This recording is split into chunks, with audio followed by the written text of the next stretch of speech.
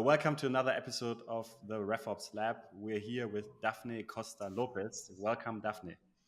Hi, it's so good to be here. Thank you so much for having me. I'm excited for this conversation. Yeah, very excited about this conversation. We met at RevOps AF in San Diego, had a fantastic conversation about all things CS. So today we're going to dive deep into CS. But before we start, who are you? What do you do? Yeah, I am Daphne Costa Lopez. I am Director of Customer Success at HubSpot. I have been in HubSpot for the better part of the last 5 years. So I've walked a long journey of seeing our organization double in size. I remember when I joined HubSpot, about a few months after I joined, we got this massive kit in the post that said, celebration, we have 100,000 customers, and now we have over 200,000 customers. So it has been a really big journey of the last 5 years. And as you can imagine, being in customer success, doubling the number of customers change everything that you need to do, how you service your models, how you hire, how you renew, how you expand. So it's been an incredible journey. Outside of HubSpot, I host a podcast called This is Growth, and I have a weekly newsletter by the same name that goes out every single week to over 10,000 customer success professionals. I love dissecting what's happening in customer success, what are the best practices, the innovations, how we can push the envelope. My goal is always to help people create a second engine of growth for their business using customer success. So as we have the conversation today, you'll see that I always try to connect customer success to revenue, to growth opportunities. So my mission is to really just bring everybody into this customer-led growth world because I think there's just so much potential in there. Yeah, fully agree and super excited to dive in. So, as we're living in a world where we went from growth at all costs to profitable, efficient growth, new logo acquisition has become a lot harder. And so, I think many folks are actually waking up to the idea that your existing customers is where your future revenue potential lies and are investing there. Maybe we want to talk about a bunch of topics like CS metrics, onboarding, expansion, renewals, right? All the good stuff. But I'm like super curious. Like you just mentioned your journey at HubSpot. Maybe explain a bit of the context. Like how big is the organization? How is it structured? I mean, how many customers you serve? You already mentioned, but and then we dive right into the key topics. Yeah. So, like I said, HubSpot has over 200,000 customers, and we are a $2 billion organization. Our customer success team, I think now it's just over 800 people across multiple functions, not just customer success, but onboarding, customer success, renewals, consultants, professional services. So that would be the entire organization. And just by me saying all the functions, you can see how mature the organization is. Like we have, because we are so big, we are specialized. So we have onboarding services, we have customer success, which will be the lifetime management of the accounts. We have contract managers, what we call the renewals team, solely responsible for helping us successfully renew our contracts. We have professional services. So for customers that need more than just what the customer success manager can offer, they need more hands-on help. We have the professional services team that offers a bunch of different packages that customers can buy to help their business. We also have solution architects that we attach to our big customers to help them architect HubSpot, to think about the future of HubSpot in their organization, how it integrates to the rest of the ecosystem. So it's a pretty mature organization when you think about customer success. But like I said, it's been a journey to get here, right? Like when I started in HubSpot, we had just below 100,000 customers, and we we already had the contract management team at the time, but they were part of the sales organization. So a big change there happened when we brought them into the helm of customer success. We already had onboarding, but it was kind of like a cookie cutter onboarding process. Everybody was going through the same. Now we're a company with 5 products, a suite, a platform, which means that our onboarding has evolved a lot. So we've developed different tiers of onboarding. So the organization is, like I said, pretty mature if you compare to other companies. But I think what is really interesting about HubSpot is that we have what we call a bimodal strategy, where we have a really long tail of very, very small customers, right? So if you want to sign up to HubSpot today and you are a one person business, you're starting a side hustle, you can sign up and use HubSpot for, I think, $50. Like that's our starting point. But then we have all the way to Fortune 500 companies using HubSpot, really, really large companies with thousands of users, millions of contacts. And that means that customer success looks very different, right? For a customer that's paying $50 a month or a customer that's paying you hundreds of thousands of dollars a year. And that means that we have very different models within our customer success team. We have a tech touch, we have a scale motion, we have a kind of low to medium touch, and we have a white glove service. So we're kind of like working throughout like the entire segmentation strategy, which I think is quite different. Not a lot of businesses are doing that. Usually you see a business that focus on enterprise or corporate and enterprise, and then other businesses that focus on small medium businesses. So I think the fact that we have every single segment, and they're pretty mature segments as well. It's not like we just have a few customers in, in some of those. Like they're all very mature segments with thousands of customers in them. It means that we've had to develop strategies, processes, systems to serve at all of those models, which is definitely a challenge, but it's an exciting one. Yeah, I can imagine. I mean, I think we could probably spend the whole episode on just dissecting the different teams and how they run and function. Let's switch gears a bit. So, I mean, you obviously bring in your HubSpot experience, but you also bring in your experience just looking at CS excellence, how I would call it. Um, like what metrics do you run your team on today at Mm. HubSpot? Yeah. So I've been in customer success for over a decade, and I kind of seen the evolution of customer success metrics. When I first started in customer success, really the number that we looked at was churn and happiness. Happiness measured by a CSAT number or ENPS number. Like those were the two things that we looked at. Now customer success has evolved and has a lot more of the SaaS economic metrics that you see today. For example, I'm a big fan of revenue retention. Revenue retention is basically a metric that encapsulates every single movement of dollar of an install base. So think about it. You start the quarter with $1 million, and you finish the quarter with the same number of customers or the same group of customers, and you look at what's the revenue in those customers. Obviously the goal is to end with a larger number than you started, and that is what revenue retention is. I love it because it is so comprehensive, right? It literally upgrades, downgrades, cross sells, cancellations, like every single thing that happens in the customer, it will be impacting revenue retention. So I think it's a really great North Star indicator of how your organization is operating. But it's not enough because things can hide in net revenue retention, right? You can have a really good net revenue retention number. It could be 120%, but you might have things that are working really well in there and things that are not working so well. So, for example, maybe you have a quarter where you have great upsells and cross sells, but you also have a lot of cancellations. So, your upsells and cross sells are masking your churn problem. So, what I don't only look at revenue retention, I also look at the gross retention, which is only looking at the cancellations and downgrades that happen in the install base. I also look at the downgrade number exclusively. I will look at the cross sells and upsells numbers exclusively, so the upsell and cross sell rate. So I would break down that revenue retention into what are all of the drivers and then observe them separately. Uh, the other thing that so that would be kind of, let's say, lagging indicators, types of metrics. But we also want to look at leading metrics, right? Because the lagging indicator, by the time you see the lagging indicator, is too late for you to do anything about them.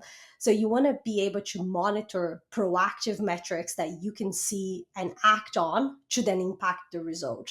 And that's where I'm a big fan of measuring customer outcomes. This is a very hard metric to get right, but basically it is distilling what value your product delivers for your customer and then monitoring whether they're getting there. And I give you an example of that. HubSpot, one of the products that we have, is a marketing automation tool. And in our marketing automation tool, one of the key business cases for you to buy that is because you want to generate demand, right? Independently of how you do it, you could do events, you can run newsletters, you can do ads, whatever channels you're using, you're bringing it all to HubSpot, and then you want to create marketing qualified leads. So we are monitoring our customers' abilities to create contacts and transform them into marketing qualified leads. And that is a key metric that we call value metric. That helps us understand if we are delivering on our promises. But more importantly, it actually helps us understand whether that customer is likely to renew, right? So if you bought HubSpot and you're not seeing any leads coming through your system, you're not likely to stay with us for very long. So we want to help you get there. So we monitor that metric proactively. We actually look at how customers like you are performing as well, so that we benchmark you anonymously against companies like you. And then we decide whether you're performing well or not based on it. So it's a proactive metric of success. A lot of people measure health. Health is, I think, a little bit of not a great metric depending on how you do it. A lot of the health scores are very static, right? So you did an analysis of data from 3 years ago. You saw a few correlations of product adoption to your renewal, to your expansion, and then you bake that into a health metric, and then you never look at it again. Which means that because the customer has evolved, because the market has evolved, uh, your health score ends up not being super accurate. So you see a lot of customers that have a green health score, right? You're not worried about them. You shouldn't be worried about them because the health score is saying green. But actually, when you dig into it, there is risk there and they end up canceling. So, funny enough, I talk to a lot of CS leaders and I hear very often that the health status of most customers when they churn is green. So that just gives you an indication of how poor the health score is. I think AI is helping with that, like actually have models that can learn on the fly and evolve on the fly. But yeah, health metrics are something that a lot of companies are measuring. I'm not a big fan, like I said, just because of the static nature of it. But I do think that when done well, is a really good proactive metric to Yeah. measure. And Yeah. then finally, It I think, sounds almost like there's different maturity levels from I actually don't track health at all to I have a health metric to I have a value metric. Uh, I mean, the value metric I really love because it's often something that should be clear when you talk to a prospect. You have actually a clear ROI, and then you can measure it and report on it.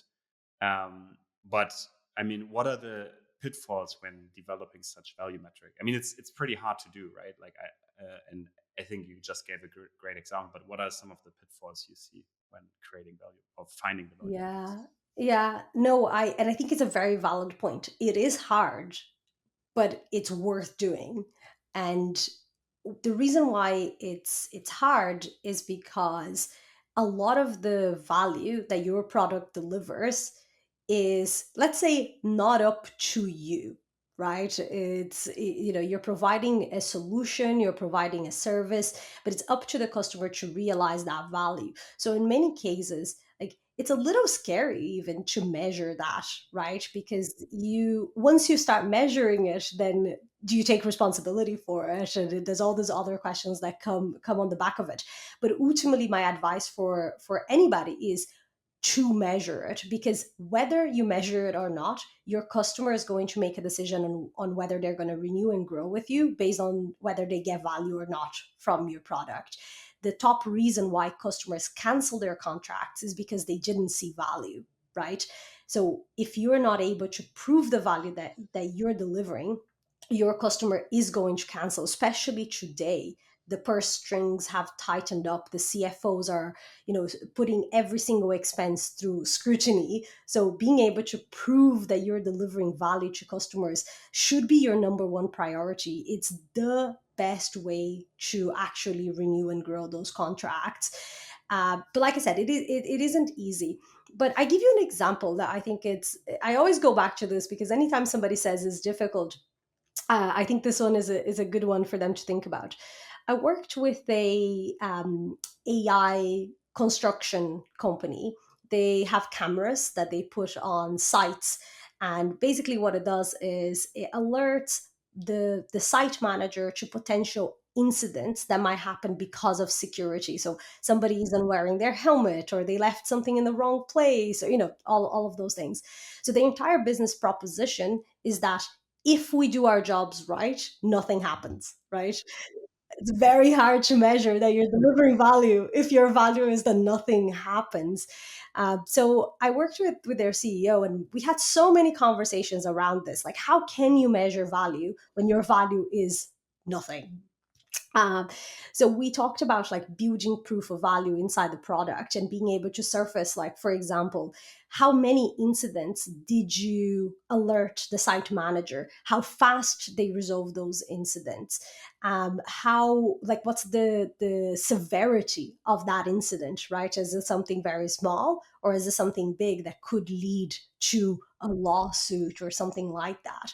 So really creating those value proofs inside the product to then be able to meet a customer 6 months down the line and say, hey, we were able to alert you to 1,000 potential incidents that were solved in an average of 6 minutes because the site manager got their alert, and that saved you a potentially X amount of money in lawsuits and damage payments that you might have had to pay, or fines.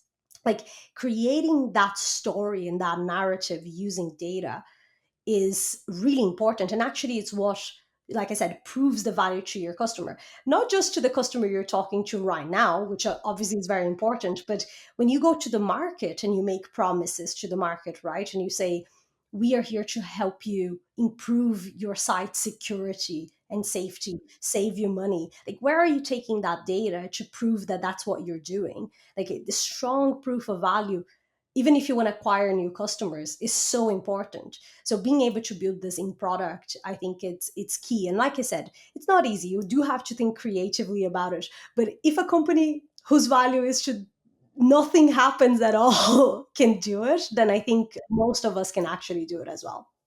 Yeah, like a good way to understand like the value that a company is actually looking for to get from, I think in your case, HubSpot, then is also to actually run like a really good onboarding with them and really like drive them towards getting that value from the product. From what point on? Because like HubSpot has a very strong PLG motion, and then of course it's hard, like especially like for those $50 tickets, and to actually do, I guess, one-on-one onboarding sessions. But like, so from what point on do you start to do like proper one-on-one onboardings, and how do you run those to make them really successful? Yeah. So if our customers are buying our pro products, so if they're going beyond the starter tier, which is the first paid tier of our product, we recommend onboarding, whether it's done by HubSpot because they buy a package from us, or with one of our partners who, by the way, do an amazing job at onboarding because they are so specialized in their field, in their region, in their markets. So either through a partner or through HubSpot, once you get to that pro level, we highly recommend an onboarding. But if you're buying enterprise, like, that is a requirement. You have to do onboarding.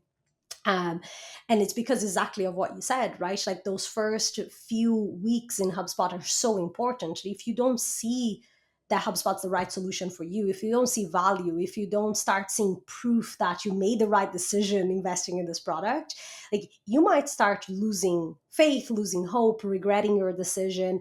And once you start losing people, especially your champions, it's very hard to gain them back, right? So time to value is a very, very critical piece of the puzzle if you want to retain your customers and grow them. And in fact, what we see is anytime you see early churn, and by early churn, I mean churn in the first possible exit, right? In the contract renewal window or the first payment window.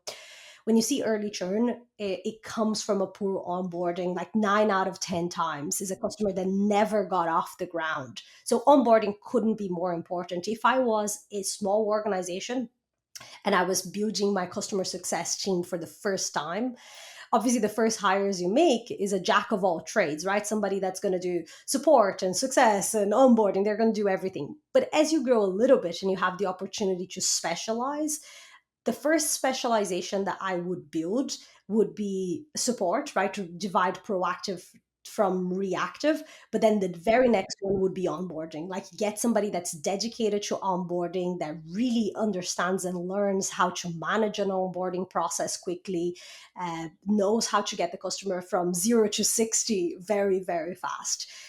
That's always like anytime I'm consulting and I'm helping people understand how to evolve and mature their success organization, that's always kind of the journey that I take them on. Yeah, I think it's also so extremely hard to automate this, particularly with a product like HubSpot or like any really technical product, right? I think there are some products where you have a very linear path of how to get to success and value with it.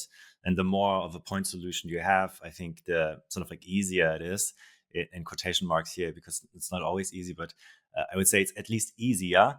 But then with HubSpot, I think you have like lots of different paths to lots of different levels of value. So I would imagine it's extremely hard to track. And if you don't have this like personal conversation about it with like a champion at the company or some like economic buyer or decision maker, to actually even get to the point where you really truly understand what are they even trying to do. Yeah.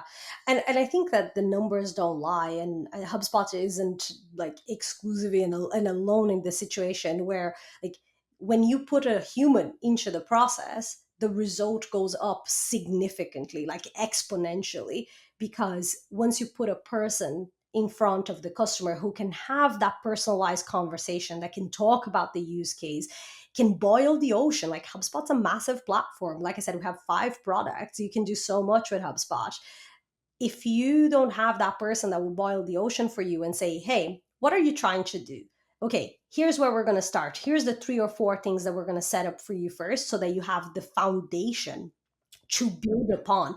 Nobody's going to leave onboarding with like everything set up perfectly, right? Like that's not how SaaS works. It's like an MVP, and then you iterate and you build and you change and you test. Like I like saying it's everboarding, right? Especially because we have so many new features that come out like all of the time.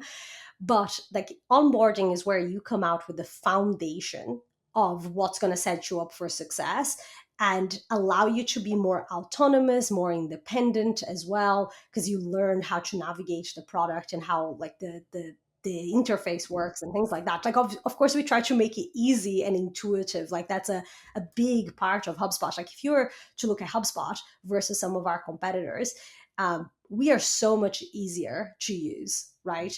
And I've used our competitors in the past. Obviously, I've been in HubSpot for 5 years, so I use HubSpot very heavily now. But HubSpot's easy. You understand what, like, as soon as you come in, you understand the interface. But even then, because there is so powerful in terms of the customizations, it's hard to know the art of possible, what you can do in the product. So I think as soon as you put a human there that can boil the ocean for people and help them like figure out what are the first few things that they can and they should do in order to succeed, their potential results go up like ridiculously high. Yeah, yeah, yeah. I mean, like I think like this other competitor that you're talking about, I think we know them very well. So yeah, I think we understand what you're talking about, and I'm sure as our listeners do as well. So onboarding is one side, I think, of the customer success side, and it's an extremely important one. I think another one that we alluded to in the beginning is also, growth at all costs, sort of like those days are over. And I think it puts CS into like this very interesting position now, where they are a very relevant and important part of actually also company growth. So I'm curious, like, how you look at expansion run via customer success. Yeah. I think, first of all, like what I said in the start, I get excited about customer success because of the growth revenue potential that CS has. And I've seen it firsthand when customers get results from the product, they will come back for more, right? It's just a natural cycle. It's like they achieve their goals, they see results, their business grows, and then they need more from you, right? So I think that when you do that, the first part right, you earn the right to sell more to this customer, and they trust you to do that because you've already solved the problems that you promised them that you're going to solve. So now they trust you. And I one of the most common ways companies do this is customer success managers tend to be what we call the trusted advisor, right? The person that is having the proactive conversations about how you can extract value from the product. They help you unblock things, they connect you with the right resources so that you can unlock value. They challenge you, they challenge your strategies if they don't think that you're doing it the right way. They see hundreds of customers, so they have a lot of intelligence to help you do better. So whenever they see an opportunity for you to grow, right, they will take that opportunity to have the conversation with you. And sometimes that means that they're going to position more product to you. That means maybe, okay, you're a pro customer with HubSpot, but you want to unlock some of the automation that we have. Well, you need to go into the next tier, right? There's obviously money to pay to do that, but the value that you get will be greater when it comes to efficiency, when it comes to the ability for your business to scale. So a CSM will have that conversation, will position that opportunity for you. And oftentimes it's not like I wouldn't say a hard sell. It's over the period of many conversations with the customer, right? It's like you come to me and you say, hey, Daphne, we're trying to do A, B, and C. And I'm like, okay, here's how we can do it. But if you had this other thing, we can do this in a better, faster way, or you can report on this in a better way. Or so I'll say that once. That probably isn't going to convince you to go and upgrade to the next year, right? But then the next time we have a conversation, I'm like, oh, you want to do this other thing? So if you had this next year, you could do it this way and it will be better. So suddenly you have 2, 3, 4 reasons for you to go into that next Yeah. year. And I in mean, most, go ahead. no, it's just like, I'm just sorry, like just a quick note here, because it sounds like a performance marketing funnel. Sort of like initially you create a bit of awareness, then you do retargeting and retargeting until they really become problem aware, and then you go for the conversion. So just 100%. Honestly, like 100%. Like it is the awareness and the nurturing of that opportunity, coupled, of course, with the value delivery, which I think on the first marketing funnel you won't necessarily have, but in customer success is exactly that. You make them aware of the opportunity, you nurture the opportunity. As they get warmer and warmer, then you actually create what we call a customer qualified lead. Now, obviously, if you're a small company, your CSM might be closing those leads themselves. That those are deals that they manage. But in a company as big as HubSpot, what we do is the CSM will create that customer success qualified lead, and that will go back to the sales team. They will take from there. They will do a personalized demo for the customer if that's the right thing to do. They will negotiate. They will get the buying committee together, etc. So the CSM kind of retains that consultative seat, and then sales takes over on the more salesy aspect of like carrying on that opportunity to closure. Obviously, the Do you CSM have will be close. do you have goals for the CS team to generate CS qualified leads? Yes, absolutely. So one of the metrics, one of the targets that the CSM has is to create those opportunities to grow their customers. So obviously this will be a tailored target depending on the size of the book of business that somebody has, right? But we expect CSMs to create opportunities in their install base and to do that regularly every single month. So that's one of the leading indicators that we would look at. Like, are we creating opportunities? Because if we're not creating opportunities, then we know we're not going to have great revenue retention because our upgrade and cross-sell number isn't going to be great. The opportunities just aren't there. So yeah, absolutely, that's a metric that CSMs in HubSpot have, and not just in HubSpot. Like, this is a pretty common metric. Once a company is a little bit more mature and has multiple products to sell, right, you need to have something to sell to have this as a metric for your team. But as soon as you do have those extra products, that becomes a very normal metric for a CSM. And is that based on the value of the opportunities that then later close, or just on the amount of leads generated?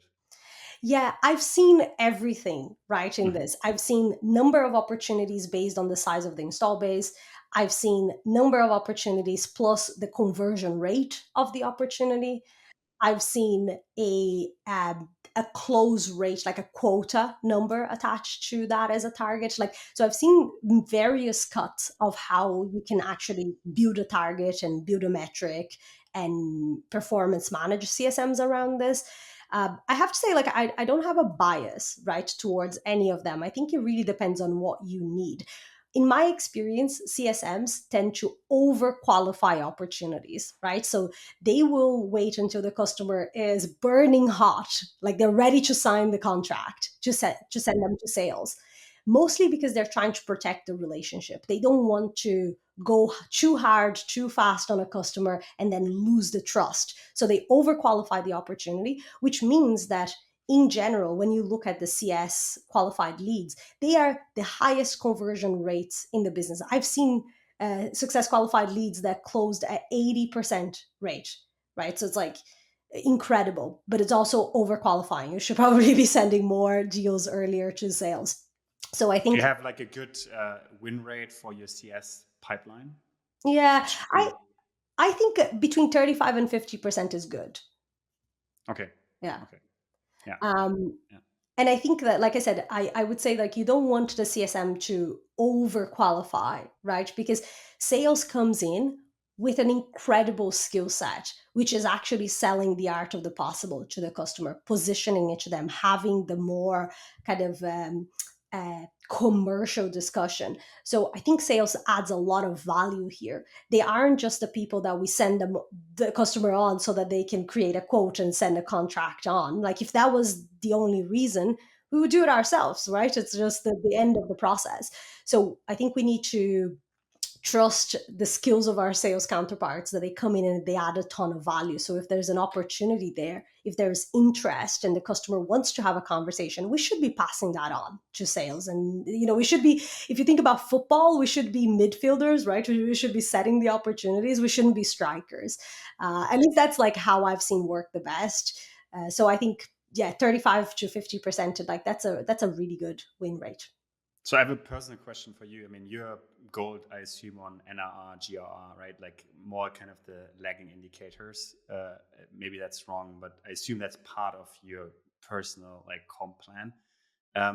But then, a lot of that is driven by actually sales closing those opportunities, right? So I assume you don't run the sales team. Like, do you look at the forecast they have? Do you look at the pipeline? Do you actually have deal reviews with them, or how do you handle that? You are touching in probably the most contentious subject of customer success. You're So, welcome. yeah, exactly. What I would say is, I have never worked in a business where forecasting has been good in customer success, right? And I mean good, I don't mean good as in acceptable. I just mean like, it's aligned with sales. Everybody's forecasting in the same methodology and together, and it all feeds up, bottoms up to one thing, like that integrated. Like, I just haven't seen that really happen. And I think the systems aren't really great for that.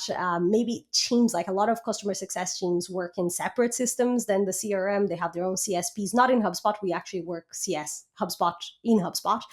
And we have just launched a few amazing CS features now into our product. But I think in many cases, what's happening is the customer success team has a renewals pipeline that they are responsible for, right? They have all of the renewals in there. And then everything that's outside of the renewals, that like the upsell deals, any like contract changes that might happen halfway through the contract, those are being funneled elsewhere, right? They're either going to the sales pipeline. So the pipeline is a little bit like fractured. You have your renewals pipeline, and here you have your new business and expansion pipeline with the sales team, and then you have to kind of fill the gap by asking questions, jumping into multiple systems, using spreadsheets, you name it. Like it's not perfect, it's not easy to do that. uh, in HubSpot, we ask our CSMs to actually forecast for all of their deals, because we use HubSpot, like all the deals live inside HubSpot, renewals and expansions, etc. So we're able to see that all inside of HubSpot. But I would say, like, in terms of having a forecasting process as a business where everything just feeds into like the one view, etc., like we're still like forecasting as a sales team, a success team.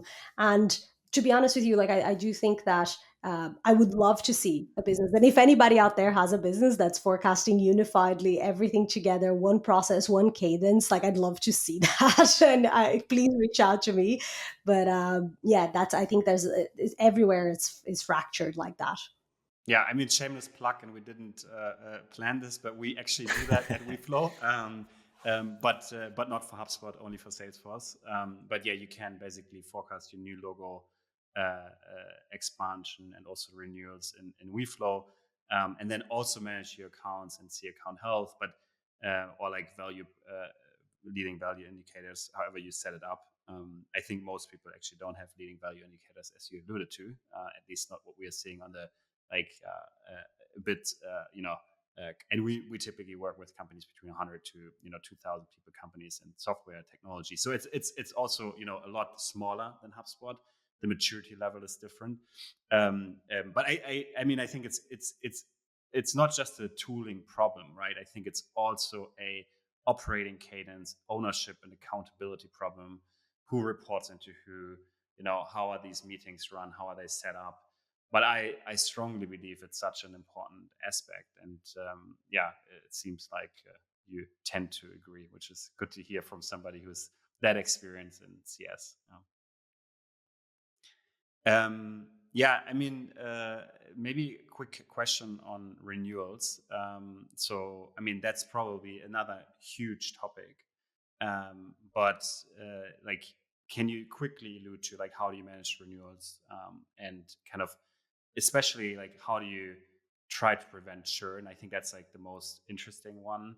And when does that rescue mission actually start, and when should it start? Because I think that's often starting way too late, right? It's like kind of the lagging, right? And I think you already said that, like everboarding, but yeah, I'm curious, like how exactly specifically it's done. Yeah. So what I would say is, like, if your customer arrives to their renewal window not having seen success, you're now scrambling, right? Because you're trying to sell them into another 12 months of your contract, or more or less, whatever, but you're trying to sell them into a new period without having anything to back it up, right? You can't go back and say, here's the things that we've done for your business, that's why you should continue to give us your business. Like, now you're already on the back foot of that negotiating table. Like, the best outcome that you're going to get there is renewing them for less money. You're now negotiating on the basis of price, which is never good. So my number one tip for people is make sure that if you have a 12-month contract, that the first 9 months, that you really sweat the delivery of value on those first 9 months. So by the time you get to the window of renewal, we call the window of renewal the 3 months around the renewal. Some people do 45 days, but depending on how difficult, obviously, your renewal process will be, how many people you need to engage with in the renewal committee. A lot of people are using RFPs in the larger segment, so that takes more time. Or if you're still in an enterprise company, you have like a procurement team, whatever. So like, depending on how difficult your renewal process is going to dictate how big your renewal window is. But I would say, like, make sure that you arrive to that point where you're going to say, let's start having our renewal conversation, that you arrive there having delivered value. What I also say is, especially for CSMs, is if you are halfway through the life of the contract and there are problems, right? The customer isn't seeing value, they haven't put the right resources in place, maybe they deprioritize the execution on the project that they're doing inside your product. Like, call it out, like, call the elephant in the room, bring it up to them, right? Because whether you say it or whether they find out themselves, at some point that conversation is going to happen. But if you are the person who brings up the fact that they are not seeing value, they will respect you more and they will listen to you, right? Because you are acting like a trusted advisor. So let's say you're a HubSpot customer and you're not using HubSpot, you haven't done the things that we said during onboarding that you're going to do. I'd come into our conversation and I say, hey guys, I want to do a value check-in with you. Here are the things that you said you wanted to accomplish. Here's where we are with them. We haven't achieved any of those metrics. We're behind by X amount in every single one of them. I'm concerned. I'm concerned that you haven't been able to extract full value from HubSpot. And I'm committed to making sure that you do that. Here's the things that I think we need to do. What do you think? And have that conversation, because that might be just a wake up call that they need, right? To be like, oh, we have paid 6 months for the subscription and we're not seeing value, and this is important to us. Or it might be an opportunity where you say to a customer, like, I think you need external help. It doesn't sound like you have the internal resources to do that. Can I connect you to a partner? Can I connect you to one of our professional services? So, like, that conversation, that come to Jesus moment that you have with them to say they're not seeing value, it's actually really fruitful. So my advice for anybody in customer success is have that hard conversation. Don't hide from it. Poke the bear, because whether you are the person doing that or whether 1 month before the renewal, the customer wakes up to the fact that they didn't get value and now you have no time to make any difference, like, that conversation will happen one way or another, and you're better off having it early. Yeah, especially right now, given the economic environment. Yeah, yeah. And like the other thing that happens is, like, company strategy changes, right? Like, how many times have I been in HubSpot or before HubSpot and our priorities changed because something big happened in the business? And like, if the customer's priorities changed and you come into that conversation and they're like, you know what, this thing is no longer important for us. Now you can have a conversation about what is important to you. Can I help in some way, shape, or form here? Can I attach my product and the solution that I provide to something that is valuable to you? Right. So I think that's that whatever outcome of that conversation, whether it is the customer wakes up and it is important and they commit to putting the effort, whether they need help and you get them the help that they need, whether you find out that this is no longer a priority and you have an opportunity to find something that's important and attach yourself to it, or whether the customer has given up and they say, you know what, like, we're not going to do this. Like, all of those 4 outcomes are better than not knowing. So I think that, like, my advice is always have that conversation.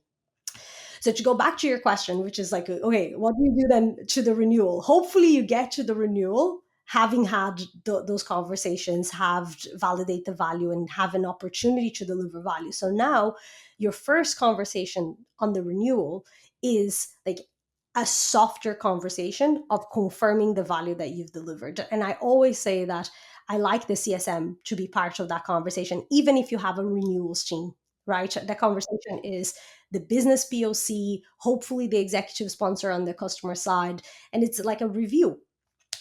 Companies call that quarterly business reviews. I don't like doing a quarterly. I don't think it actually, it lends itself for every customer very well. I call it an enterprise business review.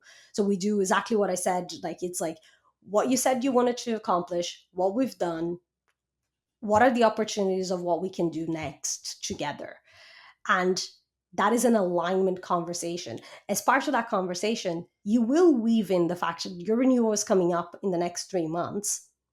Here's how I think we should we should proceed with this. I think you need this extra product. I think you need this extra service. Or I think, looking at how you're growing, I think we should lock in a price for extra licenses for you now in this renewal to make sure that that stays cost effective for you. Like, you should come in with a really strong renewal proposition and then give them time to think about that, analyze it, to have conversations internally, to secure the budget, all that kind of stuff. And then that's when I think a good, if you have a renewals team, that's when a renewals manager can come in and carry on that conversation, right? It's like now they have that renewal proposal, and now it's all about the negotiating piece of that. It's like, okay, we want some of this, we don't want that, we need a better discount, whatever. Like that's the kind of the, let's say, the renewal pipeline will then kick in with all the stages of the negotiation, the agreement, etc. So that's ideal, right? That's like ideally what you want. And I know a lot of people talk about like this renewal as a non-event, right? It's like, oh, if everything is going right, the renewal is a non-event. The customer doesn't even need to talk about it. They auto-renew. That's a myth. That's a myth in B2B. Like, that is not how renewals go. If you're a credit card, $50, like at the bottom of the long tail, yes. But if you're working with customers that are paying thousands of dollars a month, there is no event renewal. A renewal is a conversation over multiple conversations over a period of. Well, I think often it's treated that way, but internally, the buying committee and the conversations that are going on between the finance department and the key stakeholders and the champions, they are certainly there, right? And you just ignore the fact that they are there. And I think it's very risky to ignore that. And I think we've all been there, right? Like, you basically bought a software and then 1 month before, hey, I'm your new CSM, your renewal is up. And I hate it so much. I think it's so bad practice. You don't hear from them for so long, and then suddenly they show up. And I think it's on purpose, right? It's on purpose. And some even do it with auto renew clauses and 2 months, and then you look at your contract and you already auto renewed. It's such a big topic, right? That's actually getting banned on the consumer side in Apple, right? There's like now a law that you cannot auto renew on consumer subscription. And in B2B, I think some companies try to, they get away with it, but it has nothing to do with creating value and basically delivering on that, right? So yeah, I think it's a great point. Philip, do you want to ask our closing question? Yeah, I think it's a great point, and it's a great point to end. Before we go even deeper, I think it's great, and we definitely have to repeat this with a second episode sometime in the next couple of months. But yeah, definitely, we always try to ask one closing question, and we recently changed it to looking back at your career, your over 10 years in customer success.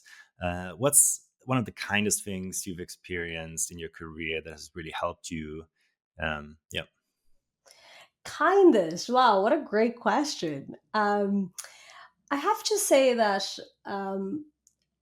I've had incredible advocates for me in my career, people that like really believed in me and invested the time and gave me the hard feedback when I needed to hear it, and gave it to me blunt, right? Not sugar coated, not like, in roundabout ways. Like, they just said the thing.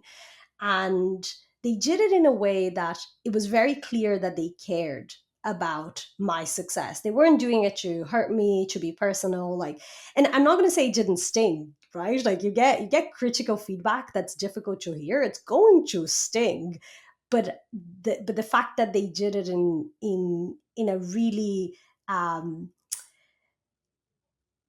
kind, and they wanted what was best for me, but they were taking the risk, I think, of saying the hard thing, having the hard conversation, even when they didn't need to. Like, I had a lot of that, and I've grown because of it. So I've had that quite a few times in my career, and it has really changed the leader I am, the professional I am. So I think that's the kindest thing, the honesty, the radical candor. That's the kindest thing anybody can do for you. So yeah, that's for me. That's the kindest thing. Beautiful, like a good renewal conversation. Right? Exactly. Basically.